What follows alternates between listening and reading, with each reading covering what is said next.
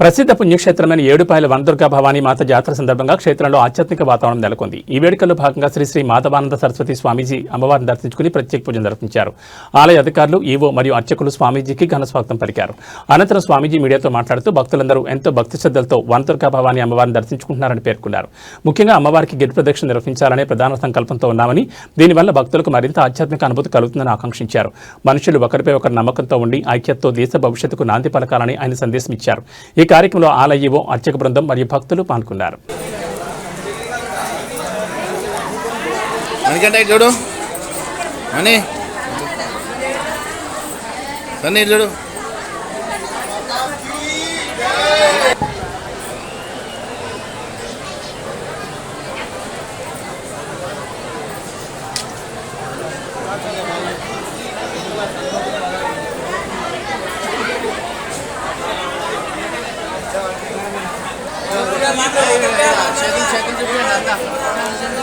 చేతులు చూపించండి అందరికి. ఏడుపాయలు వచ్చినామని చెప్పండి. జై దుర్గా భవానీ మాతాకి, దుర్గా మాకి,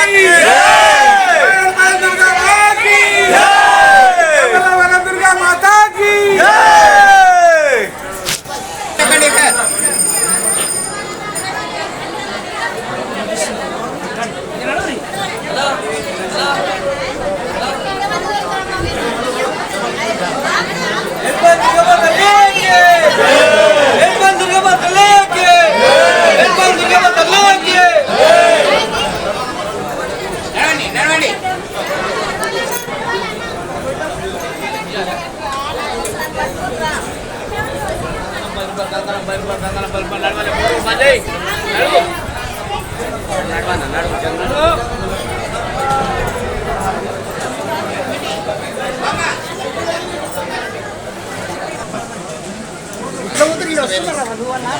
మొక్కురా మణికంట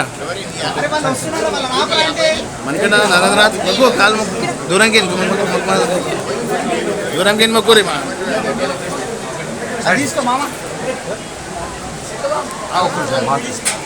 జరుగురా జరగాలి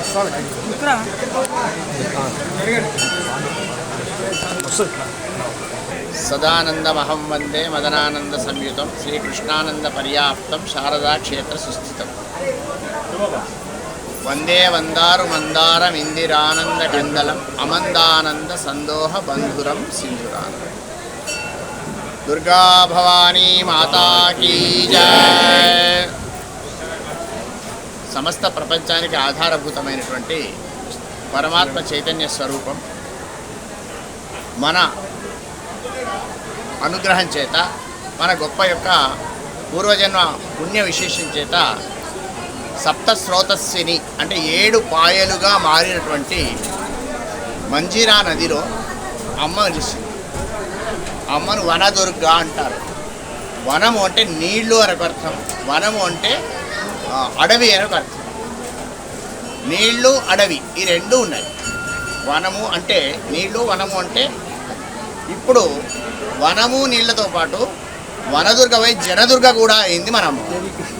అందరిలో లోపల గుప్తంగా ఉన్నటువంటి అమ్మవారిని భక్తులందరూ ఆమెను గుప్తంగా ఉండనీయకుండా తమ గుప్తమైన కోరికలు చెప్పుకోవడానికి వ్యక్తం చేయించినటువంటి గొప్ప పుణ్యక్షేత్రం మన దుర్గా భవాని. కాబట్టి అటువంటి దుర్గా భవాని క్షేత్రంలో మనం దివ్యమైనటువంటి మహత్తరమైనటువంటి గొప్పనైన భావనతో వచ్చి సేవ చేసుకుంటాం. సంవత్సరం అంతా ఎదురు చూసేది మాఘం అమావాస్య నుంచి మొదలుపెట్టుకొని శివరాత్రి దాకా ఎప్పుడెప్పుడు ఏడుపాయలు పోదామా అని ఆలోచన చేసేటువంటి భక్తులు మన యొక్క ప్రాంతంలోనే కాక వివిధ రాష్ట్రాల నుంచి వచ్చి ఇక్కడ అమ్మవారి దగ్గర ఉండి కోరికలు తీర్చుకుంటారు. అందరంతా ఆనందంగా వస్తుంటే పూజారులు, పోలీసులు, గజ ఈతగాళ్ళు, తర్వాత మిగతా పరిచారకులు, ఆఫీస్ కార్యనిర్వాహక సిబ్బంది, ఈ అందరికి చూపించేటువంటి ఫోటోల వాళ్ళు, టీవీల వాళ్ళు, తర్వాత ముఖ్యంగా కార్యనిర్వహణాధికారి మొదలుకొని ఉన్నటువంటి ఆఫీస్ వర్గం, వీళ్ళకి మాత్రం జాతర అయిపోయేదాకా ఒంటుకు పట్టుకుంటుంది. వాళ్ళందరూ దండాలు పెడుతుంటే జాతర మంచిగా అయిపోయినాయి అని వీళ్ళు దండ పెడతారు. ఈ ఇద్దరిని కరుణిస్తున్న అమ్మవారు మన అమ్మవారు. కాబట్టి అమ్మవారి యొక్క దివ్యమైన చరణ సన్నిధిలో మనం ఉన్నాం. అమ్మవారి దగ్గరికి వచ్చి ఇక్కడ అమ్మవారికి అన్ని రకాల నైవేద్యాలు సమర్పించుకునేటువంటి ఒక ఆచారం ప్రాచీనం నుంచి ఉంది. దాన్ని మనం కొంచెము విస్తృతీకరించుకొని ఒక విధానాన్ని ఏర్పాటు చేసుకొని మిగతా ప్రజలకు ఇబ్బంది కాకుండా ఉండేటువంటి రీతిలో ఒకే చోట అటువంటి యొక్క కార్యక్రమాలను ఏర్పాటు చేసుకునే అవకాశాన్ని పరిశీలించాల్సిందిగా ఈ సందర్భంలో టీవీ చూస్తున్న వాళ్ళందరికీ చెప్తారు. అమ్మవారి దగ్గర ప్రతి వ్యక్తి భక్తులుగానే వస్తారు కాబట్టి వచ్చే భక్తులకు అమ్మవారే ప్రధానంగా నిలబడాలి. కాబట్టి అమ్మవారి ఫోటో మీదికి ఉండి అమ్మవారి సేవకులైనటువంటి ప్రధాన వ్యక్తుల ఫోటోలందరూ కూడా అమ్మవారి కంటే కొంచెం కింది స్థాయిలో మనం నేర్చుకోవాలని సూచన చేస్తూ తప్పనిసరిగా అమ్మవారి యొక్క దివ్యమైనటువంటి అనుగ్రహంతో ఇంకా కొన్ని పూజా విధానాలను ఎక్కువ చేసే ఆలోచన చేస్తున్నాం ఇక్కడ మేము. అప్పుడు చాలా రోజుల క్రితం చెప్పినప్పుడు మనకు యజ్ఞ మండపం కావాలనుకున్నాం. యజ్ఞ మండపం అయింది. మన అతి త్వరలో భగవంతుని అనుగ్రహం, అమ్మవారి ఆశీర్వచనం, గురువుగారి యొక్క దివ్యమైనటువంటి అనుగ్రహం ఉంటే ఎవరైతే పనిచేయాలనుకో వాళ్ళ మనసులో అమ్మవారు చేరితే గిరి ప్రదక్షిణానికి ఏర్పాట్లు చేయాలనేటువంటి భావనలో మనం ఉన్నాం. అమ్మవారి దగ్గర వనములో వనదుర్గకు గిరి ప్రదక్షిణ కావాలనేటువంటి అభిప్రాయం ఉంది. దానికి ఇక్కడ బాగా మందిరం పొంగుతుంది కాబట్టి సాంకేతికంగా ఇంజనీరింగ్ పరిజ్ఞానాలను తీసుకొని మనం చేసుకోవాలి.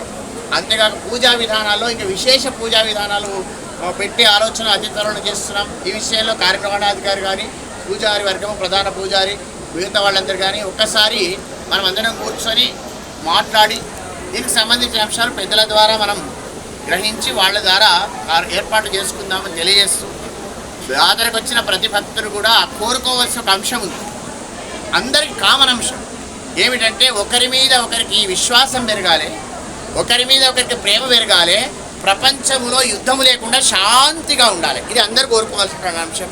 ఆ అంశాన్ని ప్రసాదించవలసిందిగా అమ్మవారిని నారాయణ స్మరణపూర్వకంగా ప్రార్థన చేస్తూ మరి జాతర ఏర్పాట్లలో అలసిపోయినటువంటి సిబ్బందికి, పోలీసులతో సహా మామూలు పరిచారకుల వారికి అందరికీ కూడా అమ్మవారు దివ్యమైన బలాన్ని ఇచ్చి మనోధైర్యాన్ని పెంచవలసిందిగా అమ్మను మరొక్కసారి ప్రార్థన చేస్తూ ఏమీ అక్కర లేకుండా అమ్మవారికి దండం పెట్టాలని వచ్చినటువంటి అమాయక భక్తులను అతి త్వరగా కరుణించాలని అమ్మవారిని ప్రార్థన చేస్తూ విరమిస్తారు.